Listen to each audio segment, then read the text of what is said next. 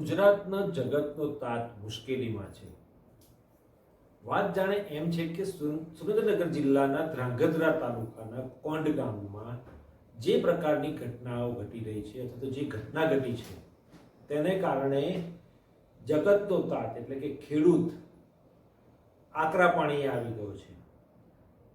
રાજ્ય સરકાર જે પ્રકારે વીજ કંપનીઓને બચાવવા માટે અથવા વીજ કંપનીઓને માટે જે જમીનો ફાળવી રહી છે અથવા જમીન ઉપર થાંભલા અને કેબલ લાઈન લગાવવા માટેની જે જમીનો બતાવી રહી છે એ બીજા કોઈની નહીં પરંતુ આપણા ધરતીપુત્રોની જમીનો છે. કોંડ ગામમાં આવી જ એક ઘટના બની જેને કારણે ખેડૂતોએ આક્રોશ વ્યક્ત કર્યો અને સરકાર સામે બાયો ચડાવી છે. કોંડ ગામમાં ખાનગી વીજ કંપનીના થાંભલા લગાવવા અને કેબલ લાઈન માટે ખેતરોમાં તાળા મારેલા હોવા છતાં પણ તોડીને પોલીસના પ્રોટેક્શન હેઠળ વીજ કંપનીના કર્મચારીઓ થાંભલાને બધું લગાવવા પહોંચી ગયા. ખેડૂતો આક્ષેપ કરી રહ્યા છે કે જે પ્રકારે જમીન પર થાંભલા લગાવવા, ટાવર લગાવવા અથવા તો કેબલ માટેનો જે જમીન લે છે અથવા તો ઉપયોગમાં લેવી છે સરકારને, એનું યોગ્ય વળતર પણ આપવા તૈયાર થતી નથી સરકાર કે આપતી નથી. વીજ કંપની અને ખેડૂતો વચ્ચે ઘર્ષણ થયું અને તેને કારણે પોલીસે લગભગ 200 જેટલા ખેડૂતોને અટકાયત કરી. હવે આ મામલો તૂલ પકડી રહ્યો છે અને જે પ્રકારે ગુજરાત કિસાન સંઘર્ષ સમિતિ અને ગુજરાત કિસાન કોંગ્રેસ સેલ આમાં ઝંપલાવ્યું છે અને જે પ્રકારે રાજ્ય સરકારની સામે બાયો ચડાવી છે અને આંદોલનના મંડાણ કરવાની જાહેરાત કરી દીધી છે. ગુજરાત કિસાન સંઘર્ષ સમિતિ અને ગુજરાત કિસાન કોંગ્રેસ સેલનો આક્ષેપ છે કે ભાજપ સરકારે પોતાનું નવું સૂત્ર બનાવ્યું છે, ખેડૂત હટાવો કંપની બચાવો. આ આક્ષેપો માટે અથવા તો આ સ્લોગન માટે આ લોકો એવું કહે છે કે રાજ્ય સરકારને ખેડૂતોના વિકાસમાં કે ખેડૂતોની આવક વધે એમાં કોઈ રસ નથી, પરંતુ કંપનીઓને ફાયદો થાય અને તેના કારણે તેમના પક્ષને ફંડ મળે એમાં વધારે રસ છે. વડાપ્રધાન નરેન્દ્ર મોદી જ્યારથી સત્તા પર આવ્યા છે ત્યારથી ખેડૂતોની આવક બમણી કરવાની વાતો કરી રહ્યા છે, મોટી મોટી વાતો કરે છે. ખેડૂતોના ખાતામાં ડાયરેક્ટ સહાય પણ ચૂકવી રહ્યા છે, બધી વસ્તુ સારી છે ચલો, પરંતુ એક હાથે આપે છે તે બીજા હાથે લઈ પણ લે છે.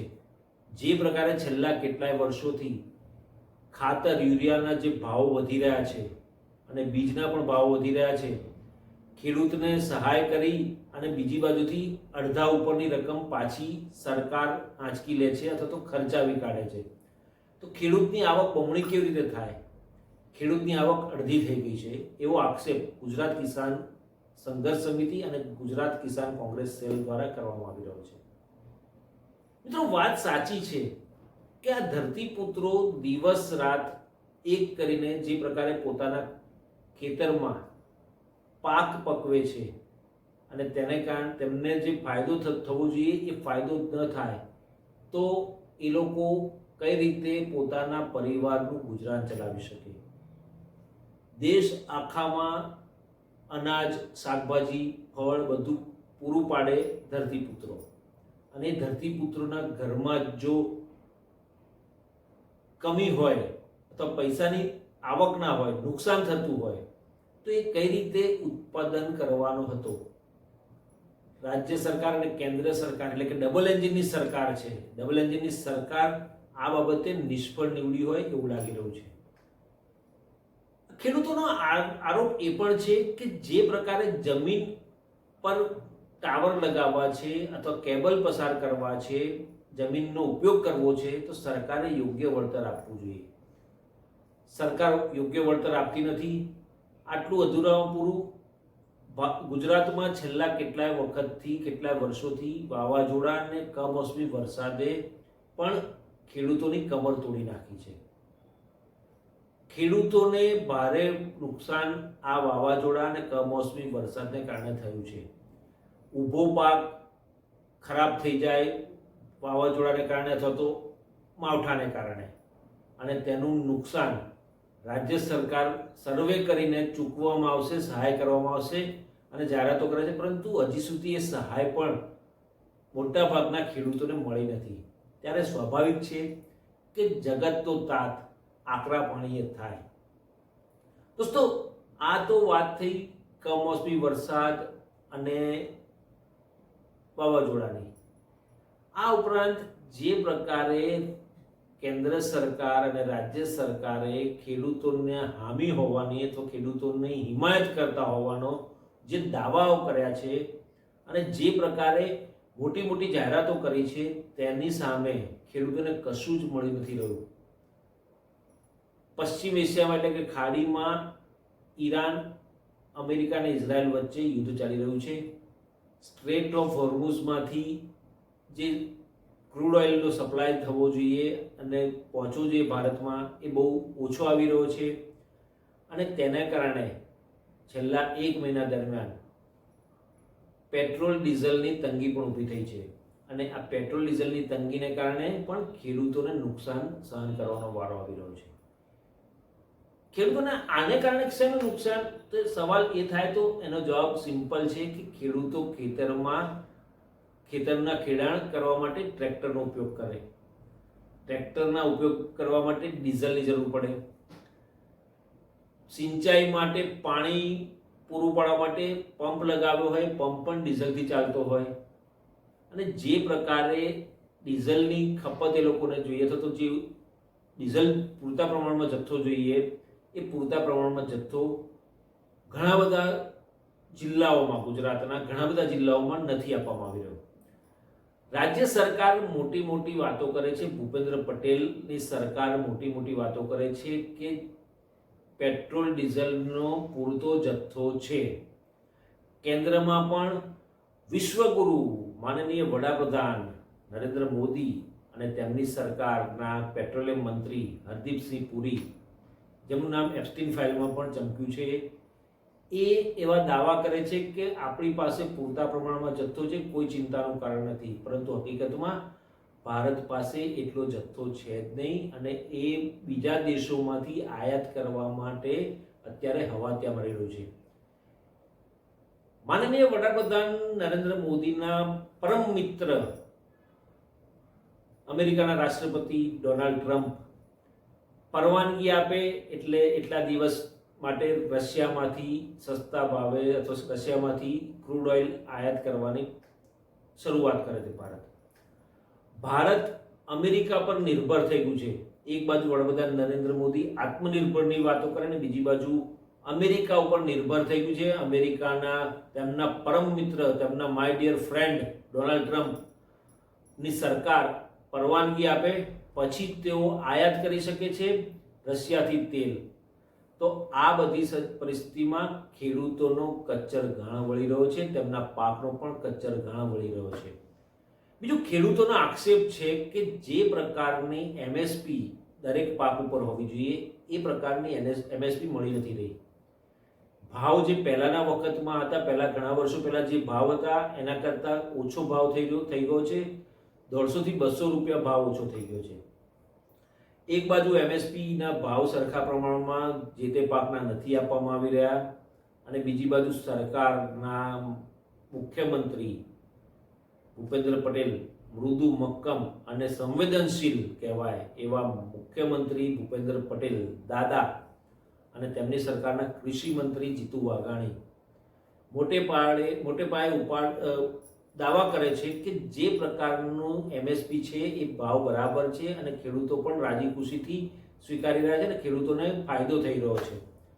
તો હું કૃષિ મંત્રી જીતુ વાઘાણીને પૂછવા માંગુ છું કે જો સબ ચંગાસી ગુજરાતમાં ડીઝલની ખપત પણ સારા એવા પ્રમાણમાં છે, ડીઝલનો જથ્થો ઉપલબ્ધ છે, તો પછી ખેડૂતોને શા માટે ડીઝલની તંગી ઊભી થઈ? શા માટે સૌરાષ્ટ્રના ઘણા બધા જિલ્લાઓમાં પેટ્રોલ પંપો ઉપર કેરબા લઈને, ટ્રેક્ટર લઈને લાઈનો લગાવવી પડી ખેડૂતોને? જો ડીઝલનો પૂરતા પ્રમાણમાં જથ્થો છે તો તેમને કેમ સરળતાથી નથી મળી રહ્યો? પહેલો સવાલ. બીજો સવાલ, જીતુભાઈ, જે પ્રકારની એમએસપી પહેલાની સરકારોમાં હતી એ હાલની સરકારમાં નથી મળી રહી એવો આક્ષેપ, એવી વાત ખેડૂતો કરી રહ્યા છે. અને ખેડૂતોની વાત તમે સ્વીકારતા નથી અને તમે તમારી સરકારના કાગળ ઉપર બતાવેલા આંકડા જ ખાલી દર્શાવો છો, પરંતુ હકીકતમાં એપીએમસીમાં કે ત્યાં આગળ જે ભાવ આપવામાં આવે છે એ સદંતર નીચો ભાવ આપવામાં આવે છે અને જે પ્રકારનો ફાયદો થવો જોઈએ ખેડૂતોને એ ફાયદો થતો નથી. હવે ત્રીજો મુદ્દો, ખેડૂતો આક્ષેપ કરી રહ્યા છે ખેડૂતોને વીજ પ્રમાણ પૂરતા પ્રમાણમાં જોઈએ. વીજ પુરવઠો પૂરતા પ્રમાણમાં આપવામાં આવતો નથી. દિવસ દરમિયાનમાં વીજ પુરવઠો ઘણા વિસ્તારોમાં આપવામાં આવતો નથી, જેથી ખેતરમાં સિંચાઈ કરવાની હોય, સિઝનમાં સિંચાઈ કરવા માટે, પાણી સપ્લાય માટે જે પ્રકારે ઘણા બધા ઇલેક્ટ્રિક પંપ લગાવેલા હોય તો ત્યાંથી સિંચાઈ માટે પાણી પુરવઠો પૂરો પડે, તો એના માટે જે આપવું જોઈએ પાણીનો પુરવઠા માટે વીજ પુરવઠો પૂરો થવો જોઈએ એ આપવામાં આવતો નથી. બપોરના સમયે, રાતના સમયે આપવામાં આવે છે. હવે રાતના સમયે ખેડૂત જીવના જોખમે ખેતરે જઈને પાણી વાળે એ કેટલું યોગ્ય છે? સરકાર એક બાજુ દાવા કરે છે અને જ્યારે માનનીય વડાપ્રધાન, વિશ્વગુરુ, ગુજરાતના મુખ્યમંત્રી હતા ત્યારે જ્યોતિર્ગ્રામ યોજના મોટે ઉપાડે શરૂ કરી હતી, પરંતુ એ યોજનાનું આજે શું છે સ્ટેટસ એ કોઈ જાણતું નથી. અને જે દાવાઓ કરી ગુજરાતને મોડેલ સ્ટેટ તરીકે સમગ્ર દેશમાં રજૂ કરવામાં આવ્યું, પરંતુ હકીકતમાં ગુજરાતમાં ઘણા એવા વિસ્તારો છે કે જ્યાં રાતના સમયે ખેતરોમાં પાણી વાળવા માટે વીજ પુરવઠો પૂરો પાડવામાં આવે છે. 24 કલાક વીજ પુરવઠો આપવામાં આવતો નથી ખેતરોમાં અને તેને કારણે ખેડૂતોને ભારે નુકસાનનો સામનો કરવો પડ્યો છે. તો આ વીજ પુરવઠો ક્યાં સુધીમાં પૂરો પાડવામાં આવશે? અને 24 કલાક દરમિયાનમાં બપોરના સમયે વીજ પુરવઠો પૂરો પાડવામાં આવે એવી માંગણી છે. તો શું જીતુભાઈ તમારી સરકાર આ માંગણીને સ્વીકારશે અને જે વાત છે એ વાસ્તવિકતાને સ્વીકારશે, જમીની હકીકતને સ્વીકારશે? ભાજપની સરકાર જમીની હકીકત સ્વીકારતું નથી. કાગળ ઉપરના આંકડા, તેમના બાબુઓ, સરકારી બાબુઓ જે આંકડા આપે છે એ આંકડા જોઈને બોલી કાઢશે, નિવેદનો કરી દેશે, મીડિયા બાઇટ આપી દેશે, પરંતુ વાસ્તવિકતા, જમીની હકીકત જે છે એ તે સ્વીકારવા તૈયાર નથી. ચોથો સવાલ, જીતુભાઈ, જે પ્રકારે ખાતર યુરિયાના ભાવ વધ્યા છે તેની સામે ખેડૂતોને અસંતોષ છે અને જે પ્રકારના ભાવ પહેલા હતા એ ભાવમાં એમને ખાતર યુરિયા મળે એવી સરકાર કોઈ વ્યવસ્થા કરવા માંગે છે કે કેમ? દોસ્તો, ખેડૂતોના આટલા પ્રશ્નો હોવા છતાં પણ ડબલ એન્જિનની સરકાર એટલે કે કેન્દ્રમાં નરેન્દ્ર મોદી અને રાજ્યમાં ભૂપેન્દ્ર પટેલની સરકાર દ્વારા આંખ આડા કાન બહેરા કરી જે પ્રકારે નજરઅંદાજ કરવામાં આવે છે ખેડૂતોની માંગણીને, એ આવનારા સમયમાં ખેડૂતો ઉગ્ર આંદોલન કરશે એ નક્કી છે. અને આની શરૂઆત આવતીકાલે એટલે કે 30મી મેથી શરૂ કરી રહ્યા છે ખેડૂતો. સુરેન્દ્રનગર જિલ્લામાં ધ્રાંગધ્રા તાલુકામાં કોંઢમાં જે ઘટના બની રહી છે તેના વિરોધ માટે ખેડૂતો આવતીકાલે એક મોટી રેલી કરવાના છે અને આવનારી 15મી જૂને ગાંધીનગરમાં 1111 ટ્રેક્ટર સાથે મહારેલીનું આયોજન કર્યું છે અને એ લોકોએ ચેલેન્જ ફેંકી છે સરકારને કે અમે કાયદાના આધીન રહીને પરવાનગી લઈને આ રેલી યોજીશું અને જો પરવાનગી આપવામાં નહીં આવે તો પણ અમે રેલી કાઢીને ગાંધીનગર આવીશું અને આંદોલન કરીશું. અને જો સરકાર અમને રોકવાનો પ્રયત્ન કરશે અથવા તો અમને અટકાવશે તો એના પરિણામો ગંભીર આવશે ને એના માટેનો બી પ્લાન પણ એ લોકોએ તૈયાર રાખ્યો છે ને એ બી પ્લાનને તાત્કાલિક અસરથી અમલી બનાવી અને એ પ્રમાણેનું વર્તન કરશે. તો રાજ્ય સરકાર પાસે હવે જાગવાનો સમય છે. અત્યાર સુધી રાજ્ય સરકાર ઇવેન્ટમાં જ વ્યસ્ત રહી છે. વિકાસના કામોના ઉદ્ઘાટન કરાવવા માટે વડાપ્રધાન નરેન્દ્ર મોદી હોય, કેન્દ્રીય ગૃહ અને સહકારિતા મંત્રી અમિત શાહ હોય, 15-20 દિવસના મહિનામાં બે નેતાઓના આંટાફેરા એટલા હોય છે કે એમાં જ વધારે સમય રાજ્ય સરકારનો જાય છે. જે સુવિધાઓ આપવાની હોય છે, જે સગવડ આપવાની હોય છે, જે પાયાના પ્રશ્નો છે, જે સમસ્યાઓ છે તેનું નિવારણ કરવા માટે રાજ્ય સરકાર પાસે સમય નથી. તો આવા સમયમાં ડિજિટલ દર્પણ તરફથી એક અપીલ કરવા માંગુ છું કે ખેડૂતોની લાગણી અને માગણીને સમજીને એ લોકોને ન્યાય આપે સરકાર, તો જ ખરા અર્થમાં ખેડૂત હિમાયતી સરકાર કહેવાશે.